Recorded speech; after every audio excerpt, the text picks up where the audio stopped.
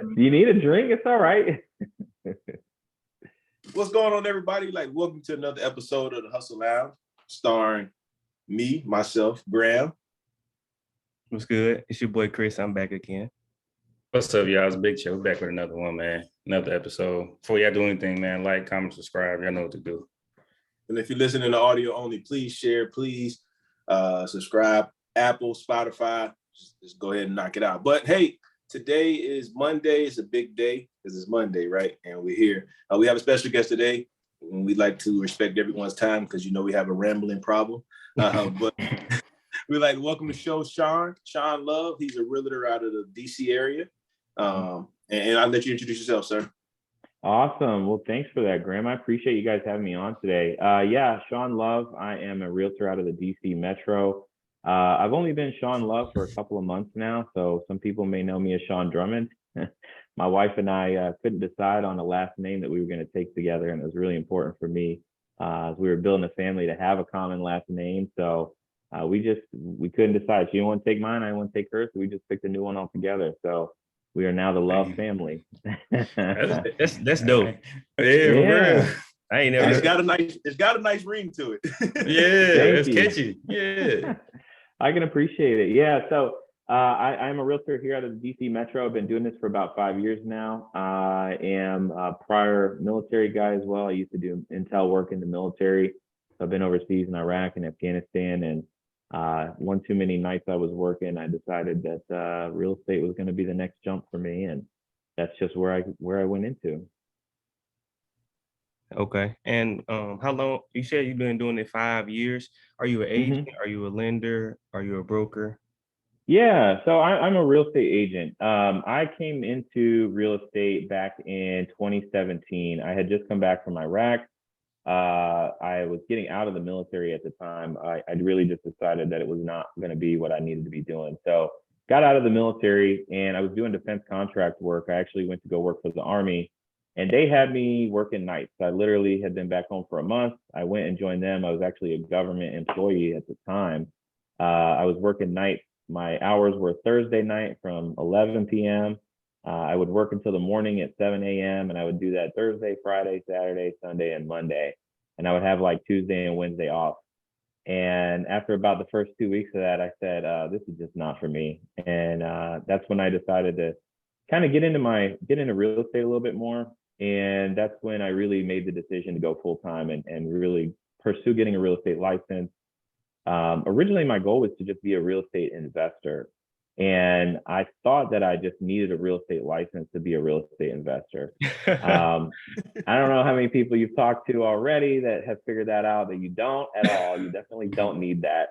But I kind of got into it. I started working at, there was a transition period of about a year where I still was doing government contracting, for some different organizations, but learning real estate, getting familiar with things. And in January of 2019 or 2018, 2019, I took the jump and I quit my job and just jumped into this full time. And so it's a scary jump, man. I don't know if you guys have ever gone from, well, I don't know you guys have, but when you go from earning a W-2 guaranteed pay every month for just showing up to to doing what I'm doing now, which is it's all commission based. It's 100% commission based. It can be a little bit terrifying at first. So maybe I can give some good insights on do's and don'ts when you guys are ready to make that jump.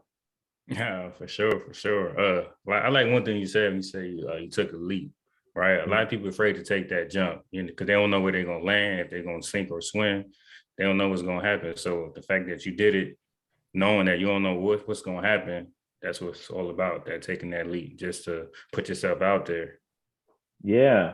And I'll even say, like, the thing that really pushed me was I was actually working for the Army prior to leaving to Iraq. So I was doing the reserve thing. I don't know if you guys are familiar with reserve duty, but for anybody who's not, you have a full-time job, you do what you do, but then you're also in the military, right? So you'll go on a few weekends out of the month to go drill or whatever, and then you'll, every year or two, you'll jump into going on a deployment or something like that. And I was working for the Army before I deployed to Iraq. And when I was leaving, I actually met this guy. He'd been working there for a while. I don't want to say his name or anything, but it was just the process of seeing him getting ready to retire after 40 years of government work. And boy, let me tell you what, he was excited, man. They bought an RV. They were getting ready to travel the country. They were getting ready to really do big things. Him and his wife were really happy. They had already had the kids. They lived the life. They worked diligently for 40 years and finally about to get a pension from the government and be able to officially retire. And he was a cool guy. He was a really nice guy. I really liked him a lot. And I talked with him from time to time. So when I was leaving, he hadn't yet left, but I knew he was getting ready to leave. He had like maybe 2 weeks out before I left that he was getting ready to leave. And so I was gone for about a year, a little over a year. And when I came back, he was still there. And I was like, yo, what are you still doing here? Are you supposed to be gone? You're supposed to be in an RV traveling around the country. And come to find out, he did. He retired. They bought the RV, they left, they went and traveled around the country. And about a month or two into it, he started not feeling too good. He was coughing, he was sick. And so they went and saw a doctor. They found out he has lung cancer. And basically the payments for his insurance and medications and everything were so expensive, he had to go back to work. So he came back on as a contractor after he had already retired. And so when I came back and I heard that story and I seen that guy and what was going on with him, that just gave me even more drive and motivation to be like, yeah, I'm not doing that. I'm not going to go and work 30, 40 years in a place. And then when I am ready to leave, I can't even do it because I don't have the money I need to live the life I want. So it was in that moment that I just decided, yeah, it's time for me to go ahead and get my license. And I was like, if it takes 10 years to build a business, it's like I can fail 3 or 4 times, really hardcore fail 3 or 4 times before I can hit it big and really be able to live the life that I want to live. And I said, I would rather take the chance of doing that versus the guaranteed 40-year pension, 30-year pension, whatever it might be, so I can retire one day. Man, I hope that's not too heavy. No, it's very common across the society that people get excited about working to their 65. I think my light bulb that went off years ago, I'm a car guy, and I was like, yeah, and I retire. I'm gonna get second retire, I'm gonna get a Corvette. Well, I started to get older and realize that, that's a lot of work getting in and out of a Corvette. And I work out a lot, and I think I'm in almost fairly decent shape, but who knows at 55, it's going to hurt to get in and out of that vehicle. So if I really want a Corvette, not that I need to work for a vehicle, but I need to position myself that while I'm in my best health and young and agile, that I need to be able to purchase it if that's my choice. Now, I'm not working for a car, but if I'm 32 and the day says, let's go buy a Corvette, I know I can hop in and out and enjoy it, because at 60, I probably won't even be able to see that well to drive it to the max speeds. But something as simple as that really had opened my eyes. Like, do I really want to be 65 in a Corvette trying to grab my cane because I worked so hard to finally enjoy the vehicle? And the other part of that too was, if I do get a nice sports vehicle, I don't want to drive it to work. Right. Yeah, you're right. Like, I'm going to get it out. No, go ahead. I get that, man. And that's kind of where I was at, Graham. Like, I just didn't want to, I didn't want to have that same setup, and I would rather buy things that are going to put me ahead in life than have the nicest clothes or the nice shoes or coolest cars, whatever. I'm like, I forget who said it, man, but I think it was Jay-Z said it one time. He said, if you can't buy it twice, you don't buy it at all, right? Oh. And I think that really, like, that was a quote that has always stuck with me. And I'm like, well, I really can't buy that car twice, especially pay cash for it, right? You don't need 2 loans. If I can't buy 2 of them, I don't want one of them. Right. And it just keeps you from, like, really, being in a place that would put you in a bad spot financially. You know what I mean? So that's really what did it for me. Yeah, and I mean, that makes sense, and it is a hard pill to swallow, because it's such a reality check. Like you said, can I buy it twice? Yeah. The average vehicle is 30, 40 grand, probably 50 at this time. Yeah. I mean, I was looking recently, like 60 or 70. I don't even look. Incredible. I went for an oil change the other day, and I seen a Tahoe for $89,000. Just blew my mind. Man. And the guy told me that the dealership took $5 grand off. It was a deal. Yeah. That's crazy. crazy. It's not a deal anymore, man. No, not at all. I don't Oh know. no, I it's a drive deal. I have like a 10-year-old like Toyota Corolla that I drive around from time to time on appointments, man. Like Right. I I just try not to let like the tangible materialistic things in life really get to me. I don't know. I've really never been that way, but I had to go and get some work done on it the other day, and I was like, man, it might be like a $1,500 fix, on the car. So I started looking. I was like, maybe I just need to get a new car right now, right? And the car payments, I'm sitting adding them up. They're about $1,000 a month, and I'm just sitting here thinking, all right, I can pay 1 month of 1,500. I can pay $1,000 for the next 6 years. I was like, I think I made my decision. Hey, sir, fix it. Yeah. Call me when it's ready. Thank you. Or even like looking at, especially in real estate, it has me thinking a lot differently about things, right? Like, if I can buy an asset, if I can take the price of the car and I can buy an asset that'll give me the monthly payment I need to buy that car, maybe I buy an asset for, 50, 60, 70,000 cash somewhere that will give me $1,000 a month. I just use that $1,000 and make the car payment now, right? Mhm. And I think that's a better way to set your life up than, taking out a loan for that amount of money. You know what I mean? Yeah, and I Definitely. think it is harder said than done. And delayed gratification definitely plays a factor. But that's my goal. I Yeah. want an asset to pay for every liability because I still want to enjoy those things, but I want to enjoy them and not them enjoying me, as in me working every day to pay them. Facts. And I think that's so important that and it is hard. It is hard to have an asset that take care of your liability because that asset may take 7 years to grow to afford that Mhm. liability. But it's a lot better when it's someone else's money in a sense because it's something that you built that's taking care of the things that you like to do. If you're taking that out of your primary source of income, well, congratulations. You're like 78% of the rest of Americans living check to check. And, it's normal, right? And being normal is accepted in some people. It's just not something that I'm Yeah. cool with. So real No, I estate agree. investor, looked at that. You went into real estate investor. I actually talked to a guy the other day that flipped houses, and he was just Yeah. explaining to me with the real estate investing and him being a realtor when Mhm. they do I can't think of the name of the form where you tell him nothing's wrong with the house, that Yeah. he has to double check it because he is a realtor and licensed by the state. So Mhm. if those ends don't meet, he has to do like 2 different inspections because he'll lose his realtor license and be fined. And this is like a lifetime thing. It's no statute of limitation on that. Yeah. Are you still looking at real estate investment? Or are you just enjoying the realtor role right now? Or how's everything going? Yeah, so that's kind of like where I got into now. So I work as a full-time agent currently, and I really wanted to do real estate investing because like when my wife and I bought our house, right? First of all, we were not married at the time. We were just boyfriend and girlfriend. We hadn't even gotten engaged or anything like that. But in my mind, I was 24 at the time, and I said, I would rather buy a house than spend money on a wedding. Like we don't have the money to begin with. It's a lot cheaper for us to buy a house than it is throw a nice wedding. Like, why don't we just knock this out, right? Turned out to be one of the best decisions we've made. But at the time, it's like your mom and dad are telling you go get married. You have friends telling you, why aren't you guys doing a wedding? It's like society wants to put this pressure on you.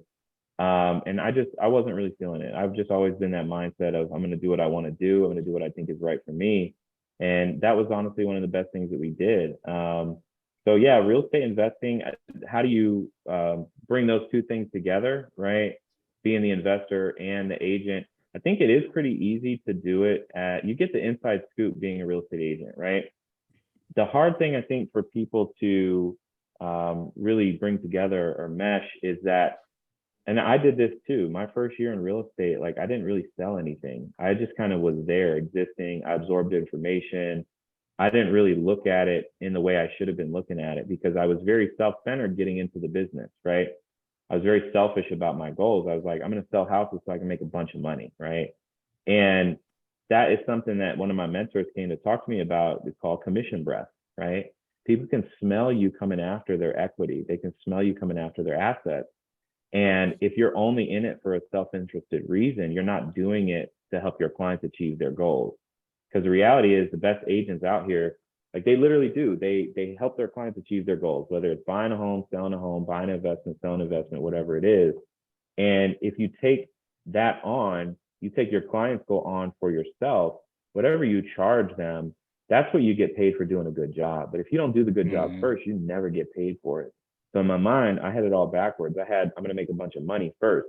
not have a client that is hiring me to do this really complicated task for them, right?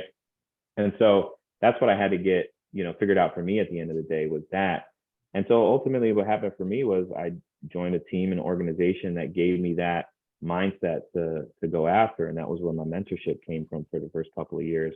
But how do you mesh the two? When you're a real estate agent, you actually have the inside track of what's going on in the market. You know whether prices are going up or going down. You know what's fair market value. You know when there's a good deal to be had.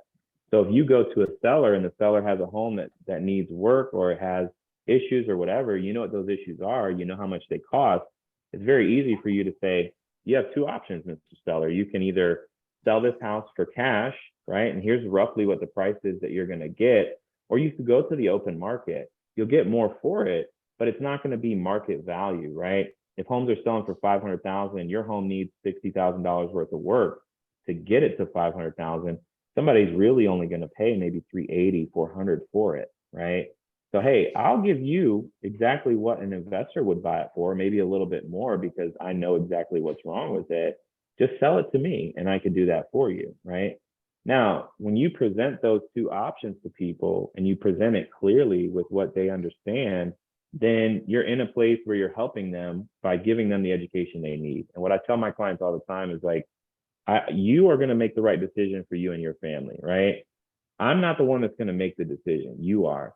So let me give you the education that you need to advise and counsel you to make that decision, right? And I think when you do that properly at the end of the day, then people just look at you in a different light. They understand what it is that you're trying to do, which is help them at the end of the day. So when I present this to people, 98% of the time, 97% of the time, they just say, you know what, let's put it on the open market. And they get a lot more money in their pocket at the end of the day. So what ended up happening with me was when it came down to this situation of, do I want to be an investor? Well, now I have to look at how I'm doing my investing, right? So I'm now just serving people at a high level and I'm helping them with whatever their goals are, get paid a decent commission for it. And then I take that money and I go buy investment properties for whatever I'm aiming for, right? And so sometimes these are not in markets that are around me anyway, because if you're in the DC metro here, it's expensive property. It's not cheap. Our average home price here in Northern Virginia it was over the summer, like early summer, late spring, was pushing close to $1 million for a single family home, right? I don't have that cash. I don't have that down payment right now to be able to go $200,000-$300,000 for a decent single family home to purchase. But there are other markets where you can buy multifamily properties for like $80,000, $90,000, $100,000, and that's an easier situation for most people to be in because you can just pay cash for it. It becomes a tax write-off. So now you can depreciate that asset, and whatever income I'm making for the year, I can take it against that depreciation. And so you just lower your tax liability all while at the same time buying investment properties.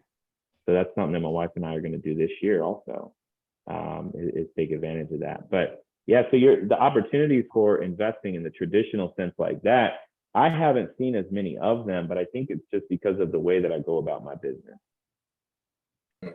You made a great point. I mean, I'm real big into sales, been doing sales all my life. I'm going to give you the information. I'm going to give you everything you need. You have to be the decision maker. And when you go in thirsty, it's the same in my sales. People know when we call it recruiting hungry. They know when you hurt and they know when you need a body because you can smell it when they get off the elevator. And I think that's very important, especially in the sales of find out what the sales is, the customer, making the customer happy, not what's going to make the most money in my pocket. Because like you said, they have, especially buying a home, that's some people's dream goal. One home is their only home. They don't want you to upsell them. You don't always have to upsell. Let me sell you $700,000 house because I've already counted my commission at 38, and that's what, rookies do. And then there's people who's been in the game a long time. I've noticed that, because when I go out and I just kind of shoot the crap with people, I can hear it in their voice. Like, okay, I've told them that I've been in sales. You would think they would adjust to how they just boneheaded. Like, no, you can do this. I'm like, I don't need that, but you can do this. I don't need that. And that's the thing, tailoring the sale to the customer because they're going to buy out of emotion and they're going to buy out of you. They buying in the Sean Love or they buy the house. Absolutely. And if they truly believe you have their best interests at heart, not only is they're going to purchase, what they can afford, they're going to bring you so much business that you can't put enough signs up in DC to bring them to you. And I think that's so imperative. So the DC market, let's talk about it right now. Present day 2022, coming off the pandemic, interest rates at an all-time low. interest rates are now climbing. We have false prophets or people who just look at stuff and saying that they should never buy a house to 2029. Right. They should wait forever. Yeah. So Go we ahead. got Good some- luck with that. Right. So my theory and our theory over here is, I mean, I think we're on the same page. Y'all can tell me if I'm wrong, but the price of the house is still going to go up even if interest rate goes back down. So you might get a 3% interest rate 8 years from now, but that $300,000 house is going to be $935,000. So, Mm. but what's your thoughts on how's business going now with just the constant turn of the economics? Yeah, I mean, this is something we hear constantly. We have to fight it left and right. And on the news, the media outlets are all going to tell you the same thing. Oh my God, hey, you know, this is the worst time to buy a house. Don't buy a house right now. And it's a little bit manipulative, man. I'm definitely, I don't know about you guys, but I have stopped watching mainstream media a long time ago. I don't look at it. If you look at who owns those corporations, it's not good for anybody. But if you really look at the data, so we just look at the data, that's it. Real estate is a very hyper local market. Okay. What's happening in one city may not be happening in another. And in our specific area, that is very true. If you look at the DC metro, in some areas, it's still a heavy seller's market, right? Properties don't sit on the market very long, lots of showings, things like that. So in Virginia, Northern Virginia is tending to fare pretty decently. We're still seeing low inventory, low days on market. It's still very much a great time for sellers to be selling. In Washington, D.C., the city of, it's trending back towards a more neutral market, right? We're seeing days on market start to tick up a lot higher within the city. People are not wanting to live in the city as much, right? So people are not buying properties as frequently in the city currently. The inventory is starting to tick up higher. So we're seeing it kind of level out there. And then in Maryland, parts of Maryland are faring a little bit differently, right? The Maryland, Montgomery County, PG County, things like that in our area, tending to stay still somewhat of a seller's market. We might see some areas start to see days on market trickle up a little bit. But then other parts of Maryland, it's definitely going back towards a more neutral market, more of a mixed market where it's more fair for buyers and sellers. But as far as the market crash goes, no, absolutely not. There is 3 graphs that you can kind of look at, maybe 4 graphs that you can look at, and this is all publicly available data. Are you guys familiar with the FRED? The what? FRED, the Federal Reserve Economic Data website. Yeah. Okay. So on the FRED website will have, and you can look these up, like just graphs, spreadsheets. And if you look at the last time that we really had high inflation like we do now, I wish I could have a graph to kind of compare side by side, but I think it would probably take a little bit too long to set that up. But if you just look at the inflation data for, let's say, like 1967 to 1985, right? Just look at what happened with inflation. We had high inflation back in the 70s, right? And we see the same thing starting to happen today. We're seeing inflation trickle up. I think the CPI numbers for July were like 9.1% or 9.3%, something like that, just something crazy. Last time we've seen that happen was back in the 70s. So, but if you take that 10 or 12 year period from 1968, 1969, all the way through 81, 82, 83, you know, you're going to see that there was very high inflation. It was persistently high inflation. We had high gas prices along with high mortgage rates. We saw mortgage rates go all the way up to like 19, 20% in some parts, you know, during that time frame. But we also saw another crazy thing, which was home values essentially tripled, right? You had home prices go threefold in the span of like 12 or 13 years, right? And so we have similar things happening currently. In the 70s, it was like the Cold War time frame, right? A lot of craziness going on. Nothing really crazy really happened, but diplomatic policies changed. Everything else was really going on in that time frame. And when we compare that data to what's going on today, you know, we're seeing something very similar across. And we take a 4th data point, we look at what rents did in that time too, right? And in 1960s to beginning of 1980s, we saw rent go up in some areas almost tenfold, right, on average. So if you want to stay renting as a buyer and continue to do that for the next 10 years while you're waiting for interest rates to come back down, I wouldn't do it. I would just take the loss and move on, right? You missed your chance to go out and buy. And you know what we were hearing 2 years ago, a year and a half ago, a year ago when this was all going on? Oh my God, prices are so high, prices are going to fall. Man, it's all BS, man. It's all BS. People get in their heads about it. It doesn't matter at the end of the day. What I tell people is, what are you paying monthly? What is your monthly payment on this property? What are market rents right now?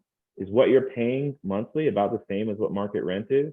You are winning. Whether that's plus or minus a few $100s, like you're winning at the end of the day. Because there's some people who are paying, you know, a decent amount in rent today, but if they have bought 2, 3, 4 years ago, they would be making approximately $400, $500, $600 a month on whatever that asset was, right? And they might also have another 50 or 100,000 in equity sitting in their home or their property.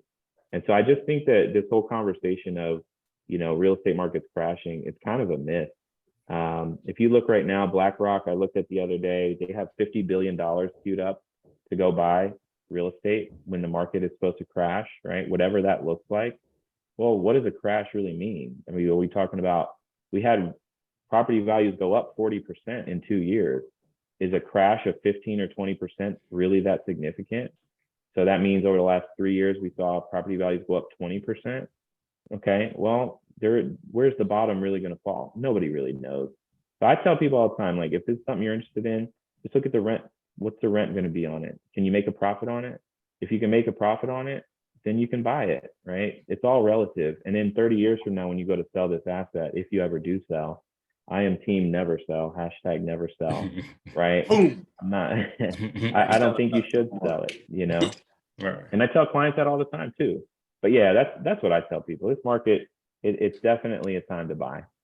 Yeah, and it always is, because I mean, like you said, that's how. So when I do math, that's homes are the only thing that I would do. What am I trying to spend monthly? Far as vehicles and other things, I need to know the bottom line price, because those are things that you normally can just cash out or get close to cashing out. I don't have 600,000 in my checkbook to write a check for a house, so I need to know what's a monthly payment. Moving here, I was looking at, and I was just being boneheaded just because I didn't really want to move to this area, but the Air Force said we don't care. I was looking at a rental property, and it was 20. The one we said we was gonna probably do was $23.75. It was a 2 or 3 bedroom townhouse. I'm from the country. I never lived that close proximity to anyone. It's hard enough to have the wife and the baby in the house because I'm just so used to being in the country. But when I did that math, I was like, I still can come out better and just pay. If I could pay this price, I can pay the same price and own something.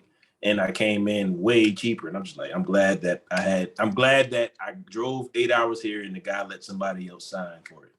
Yeah. And I'm sure that if I would have walked through there, I would have walked up them 3 flights of stairs. Like, there's no way. Like, there's no backyard or nothing. So we know that real estate is definitely a hustle. It's definitely a hustle and bustle. I do believe, and I'm sure you can attest to it, you've probably seen more people come and go during this time frame because of the pandemic. They thought real estate and mortgages and lending and brokerage was the way to go because houses were flying off the market. But reality is coming back. You started before the pandemic came. So what advice would you give someone who were looking at this career field? Because there is a false sense that I can go in and get all these commissions because houses are just flying. People think they're just going to walk in and be the realtor of the year. I know better, but I would, with you being in the field, I would like for you to explain or just give your take on it. Yeah, I think it depends on your mindset. When I came in 2017, 2018, people were saying the same thing. The market's crashing. This is a horrible time for you to get in as an agent. And I read this book and I forget the name of it. I think it was by Grant Cardone or something, but he said, I look for the market downturns. I want the market to crash because when the market crashes, that's when I'm going to shine because I'm going to outwork and I'm going to out hustle every single one of you, right? I'm going to be the one out there putting my name up and knocking these doors and calling these people and getting my name out there. And guess what? You're going to be stuck at home thinking, oh my God, this is the end of the world. Things are crashing all around me, right? All of that is going to be playing in your head. But in my head, I'm going to say, yeah, you're sitting on your couch and I'm going to outwork you. I'm going to out hustle you, right? And that's exactly what I think it comes down to. It's not an industry for the faint of heart. It's really not. I stepped up recently into the role. I was actually hired on by my brokerage to be the productivity coaching agent, which is where I get in front of all the new agents that come in and help get them into production, right? And that is something that we constantly are talking about. Like, what are your goals, right? Do you want to be a highly producing agent? Do you want to make 6 figures, 7 figures a year? You can do it, but it doesn't happen overnight. And I think a lot of people have this mindset of like, well, as soon as I walk in the door, I'm here. Where's my $1 million, right? And it doesn't happen like that at all. So you have to earn it. And there's a lot of comparison that goes on within yourself and other people, I think, just from being in a naturally competitive environment. So I would say for anybody who's interested in getting into this as a career, examine why. I would take a look at your why. And there's a book, I actually brought it with me. If anybody's interested, this is where you start, right? Called The Millionaire Real Estate Agent. Okay. So this is the book that will give you the systems and the models and the tools to actually go out and be a successful real estate agent. And the thing that's in that book is start with your why. Why are you doing this? Because when things get hard at the end of the day, you gotta have something to lean back on, right? And so for me, my why was always, I default to that story of being working for the Army and knowing who I knew and seeing their struggle and saying, I don't want that for my life. And that was my default to it. So outside of that, anybody who's interested in it, it's a lot of fun, but you are responsible for your paycheck at the end of the day. So if you're not ready to take that on as a challenge, there's other options for you, you know? Yeah.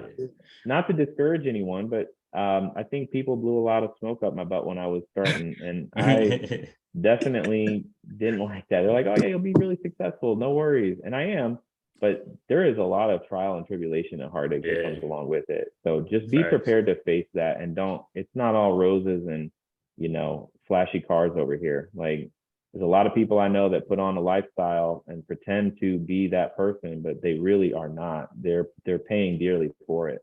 And I know it hurts them every day when they look up and they say, oh, I got all this stuff. I got this nice car, these nice clothes. I don't have nothing else to show for it outside of what I've bought. And for me, it's not about what other people see. It's what I see when I get into my bank account. That's what I want to see. Man, I feel like this is a mentorship more than the real estate. Yeah, this is great. It's some life coaching for y'all, for sure. Because you're breaking down the truth. That, yeah. He's breaking down what we say all the time, but some people take what I may say or you may say or Colin may say with a grain of salt because we're not active real estate investors or real estate agents. But I've been around the block 1,000 times and I know a little bit about a lot. And I know that real estate is a sales market, right? And ultimately, in anything that you do that's going to be high paying in the world is going to be in a sales market, selling a product or selling a service, and you got to sell yourself before you do both of that. But in the same breath, with that sales means work. Like, sales, they should just take the word out of sales and put work my ass off to get my name there. Because we can sit on social media and spend all the promo on Facebook marketing, Instagram marketing. Like you said, I know that I want to give a disclaimer to anyone out there in the sales groups or in the sales world that somebody like me who potentially is going to not, smoke your, not going to waste your time and going to buy, I don't care what you got. I don't know what you pull up in. I'm going to listen to everything you say and how you carry yourself. And that's going to make me, because one, if you pull up in a Bentley and I like Bentleys and you're trying to sell me a house, I want to know how you got the Bentley. And not everyone who has a flashy demeanor means that they mean wrong, but more so than none, like you stated, there's real estate agents who are taking these rapper photo shoots and they're doing all of these things to get their name out, and they're doing their things to get their name out and everything but their craft. Yeah. I hear you. If I know more about this property and how these things work more than my agent, why are you here? I need you for it. Yeah. No, I agree. And I 100% agree with you there. And I think the thing people take for granted is there's two things. Number one is, in this business, you will get, as you grow, I'm gonna figure out how to say this. So your business will grow to the extent that you do. It's actually written on the wall here in the office, right? But your business will grow in relation to how you grow as a person, right? How much you give, how much you care about other people, how much you love life, like how happy or at peace you are with yourself. The more you grow in that sense, the more your business will grow. And I will say from experience that is 100% true. And then the second thing is, I think people, have the wrong mindset walking into it. And I did too. I actually had to adjust my mindset, which was, looking after other people more than you're looking after yourself. If you help other people achieve their goals and build wealth, then you will in turn be wealthy because you just created a bunch of millionaires around you. Yeah. And that's the thing. I said this the other day. I hadn't put it out yet, but the easiest way to make money is to help someone else make money. Yeah. it sounds as crazy as it it sounds. And that's why internship is important, because you're making someone else money, so you're getting the experience for free, which is sometimes worth more than the paycheck. Yeah. Yes. Mhm. You know, as a perfect, you know, segue to that, you know, when you work in real estate like this, you have solo agents, and a lot of them just keep all the commission from themselves. They may have to pay a brokerage or whatever, but you also have people that join a team, right? And a lot of times you get in this and you say, okay, well, why would I join a team, right? Why do I want to join a team? They are usually taking about half of your earnings, which kind of sucks, right? But I tell people, this, especially new agents, all the time. I literally sat around for a year and didn't do anything, right? So I was making 100% of zero, right? I made nothing. Okay? Mhm. But when you get with a team or you get with somebody who's doing this business at a high level, then you're taking 50% of whatever that earnings are, right? So I literally treated my first couple of years when I worked on a team, the mindset that I had was, this is like working in a high level MBA program that you get paid for, right? MBA, I think it sounded like MBA, but MBA, right? MBA program that you're getting paid to do, okay? And I literally, over the course of a couple of years, made my mentor and the team that I worked on close to $250,000, if not maybe $300,000 in sales, right? And I got to keep some of that for myself too. But at the same time, I learned all the skills and the mindset and everything that I needed to grow and succeed as a very productive agent. And now I'm on my own, and so I get to make that for myself. And I'm doing that with other people as well. And Giving back. it all came full circle because you took all that gain that you soaked up, you know, and it didn't come out of your pocket versus if you would have kept it by yourself, you would have been still trying to play catch up. Yeah. Like You skip it when you have the right mentor. And trust me, I interviewed with a lot of people, but when you have the right mentor, it does help cut your time down because you don't have to make all these mistakes on your own. Yep. And that's why I say start with that. And it's 2 books. I'll show you the other one now too. The Millionaire Real Estate Investor. Oh, I did. I came prepared.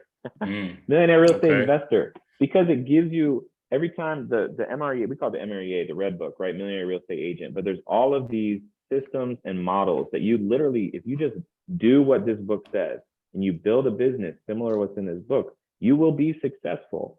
Every time I stray away from those models, I mess myself up. I spend money unnecessarily. I'm doing things I don't need to be doing. And so as long as you can find a model or a system and put yourself in that box, even just for a couple of years to learn it, a lot of times we try to be creative, but we're not creative. We shouldn't be creative. We're not meant to be creative right off the bat. We need to get something that works, put money in our pocket. Then we can be creative once we know how to do it. For sure. So I just want to turn this podcast to the left a little bit, right? So yeah, obviously we got people on here. If they wanted to be a real estate agent, we gave them everything they needed. We built the false narrative that people shouldn't buy a house right now. So can we give people some advice on home buying? Sure. Along the lines of, for those who haven't bought a house before, what are some programs they can look at, and what's a good credit score for them? How much money do they need saved up? A lot of people don't know about all these fees that come with buying a house. You know, just break them down one by one, man. You ran them through like 7 questions. Like 7 questions. So let's just. I'm it's all right. I'm in lockstep with you. What are some programs available for first-time home buyers? Let's start there. So let's talk about jurisdiction you're buying in, right? We have 3 different jurisdictions that we operate in here. You have Virginia, Maryland, and DC. All of them have first-time buying programs. And I think one of the myths that we talk about is, do you have to be a first-time buyer? A lot of times, no. Sometimes it's just you're buying for the first time in that state, right? Sometimes it's a year requirement. You can't have bought anything in the last 5 years. Some of them, it's you can't have bought anything at all, right? We could literally do an hour podcast, and I would probably want to bring one of my lenders on to even talk about these things a little bit more. But the reality is there are so many different programs out there at the state level, at the county level, and even at the city level to get people into properties, okay? It's very simple. All you need is a minimum credit score that's usually around like 600, maybe 620. Some of them go a little bit lower than that. If you have a lower than that credit score, you'll be looking at a slightly higher interest rate. But at the end of the day, when you look at our properties here in the DC Metro, we know for a fact, take any 30-year slice of history you want. 2.5 times to 4 times their value over that period. Doesn't matter over the last 100, 150 years. You look at a property in our area, look at it 30 years later, what's it worth? It's anywhere from 2.5 to 4 times its value within that 30-year period, right? And so that's reliable data that you can look at and know, all right, if I buy a property today and I just wait until it's 30 years from now, I'll have an asset that's going to be 3 to 4 times what I paid for it, most likely. Okay. And when it comes to the first time buying programs, I think the big thing people need to understand is because of the variety, you got to figure out your why. I'll just take it back to that. Why are you buying in the first place? Are you buying because you're tired of renting? Well, that's different than the person buying because they want to get into real estate investing, right? Okay. Are you buying to do vacation rentals or, rent to the nursing community, okay?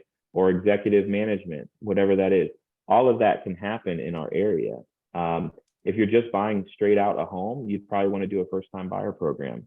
If you're buying because you want to own multiple units, multiple doors at the end of the day, you probably want to look into, for your veteran clients, if you have a VA, if you can use a VA loan, buy a multifamily with a VA loan. It's zero down, literally zero down. And I think a common myth people don't realize is in our DC metro here, you can actually buy a 4-unit property up to $1.4 million, right? You might be able to go even higher than that, but doing that on a VA loan, which can mean zero down payment, right? So what else can you do to buy a $1.4 million property with a VA loan, essentially no money down? The only requirement is you have to live in it for 12 months. That's it. So when we talk about getting highly leveraged in real estate, this is something that I've helped a lot of people with, over the last 2 years, 3 years now, is buying multifamily properties. It makes no sense not to buy when you can do that with a VA loan. You can also do it with an FHA loan. You don't have to be veteran to do that. You can buy a 4-unit property on an FHA loan. It's a 3.5% down payment, right?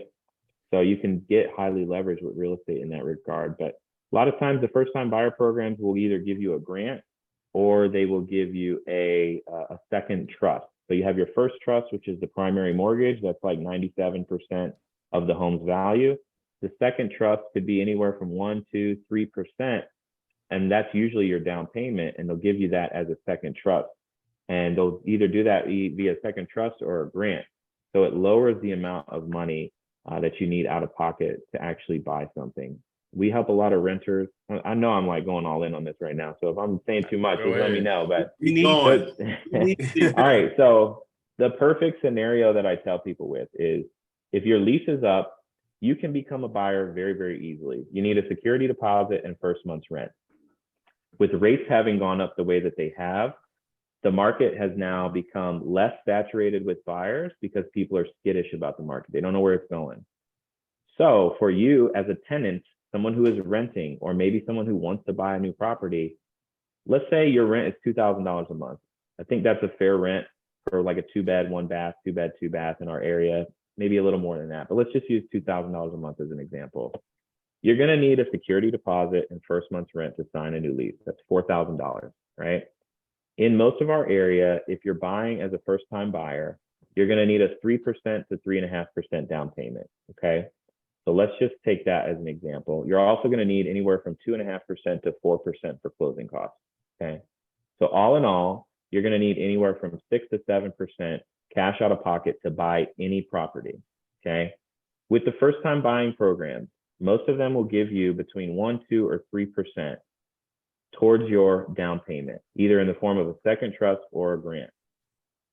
That will cover your down payment for the most part. When it comes to your closing costs, let's say between 3 and 4%, we'll ask the sellers to pay all of your closing costs that they can. For most of those loan programs, they can give you up to 3%. In Virginia, your closing costs are anywhere from 2.5% to 3%. In DC, it's usually 3 to 3.5%. In Maryland, it's usually 3.5 to 4.5%. Okay. So when you jump into this, you say, all right, I'm getting a grant or a second trust for the down payment. The sellers are going to give me 3%. And so I have about 5% on average covered right there. And I need 6 to 7%. So just simple math, we're buying a $400,000 starter home. Maybe we're buying a $300,000 starter home, but let's just use the $400,000 starter home. This could be a single family, townhouse, or a condo. I'm going to need 1 to 2% of the sales price on average to get into that home. If it's a $400,000 home, I have that covered more often than not, just simply with the amount that I already have for my security deposit plus first month's rent, right?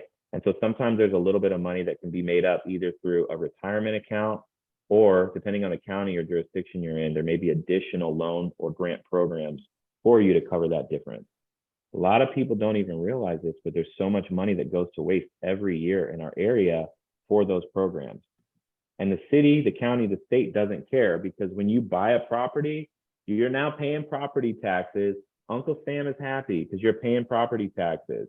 So they give you the money freely, or they give you the money in the form of like a no interest second trust. And you get that money, you buy the property you want to live in. Now you're a homeowner, you're building equity, you're paying property taxes, which they love. They use that to fund the schools, the police, everything in between, roads, all of that. And now you're adding more to society than you're taking from it, right? And so that's the example that I give people all the time. It's when you run the numbers on this, it's actually very affordable for people to buy a place for a first-time buyer.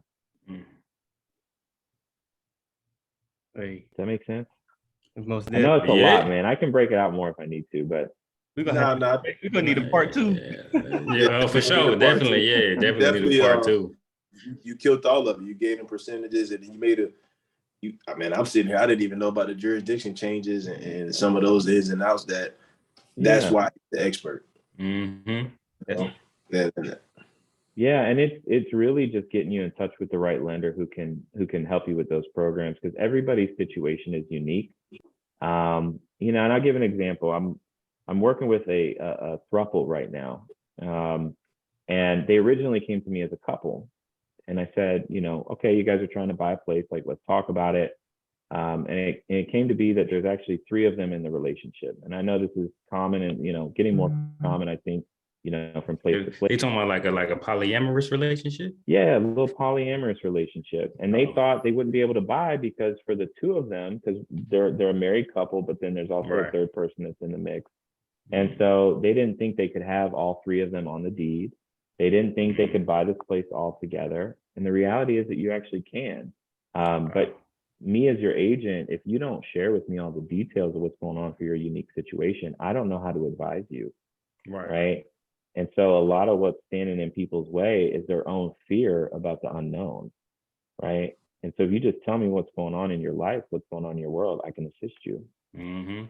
Just like a lawyer, tell them everything so they can advise you how to make your next step. Exactly. Yep. Exactly. Dang, I didn't know that at all. So if you're listening and you have any quarrels or qualms about purchasing, you might just be nervous, and you're in this area, or I'm sure he can direct you to the right area if it's in your location, because Keller Williams Realty is very huge. Reach out to a professional. And Sean made great points at the start. I'm pretty sure all of us are on the same page. I don't watch mainstream media either.